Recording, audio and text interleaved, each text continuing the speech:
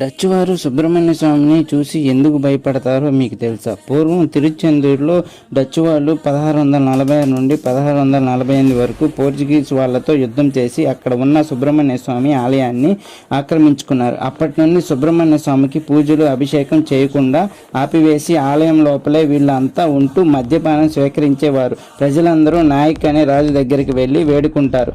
ఆ రాజు డచ్ వాళ్ళతో మీరు ఇక్కడ నుండి వెళ్ళకపోతే నా సైన్యంతో దండెత్తుతాను అని హెచ్చరిస్తాడు. మరుసటి రోజు వెళ్ళిపోతూ ఆలయంలో ఉన్న సుబ్రహ్మణ్య స్వామి బంగారపు విగ్రహాన్ని తీసుకొని వెళ్ళిపోతారు. పడవ ఎక్కి సముద్రంలో వెళుతుండగా ప్రశాంతంగా ఉండే సముద్రం అకస్మాత్తుగా సముద్రం అలలతో విరుచుకుపడతాయి. ఆ అలల వల్ల ఎన్నో నావలు విరిగిపోయి ఎంతోమంది చనిపోతారు. ఇది అంతా ఆ విగ్రహాన్ని తీసుకొని రావడం వల్లనే అని భయపడి నమస్కరించి ఆ సుబ్రహ్మణ్య స్వామి విగ్రహాన్ని సముద్రంలోకి పడవేస్తారు.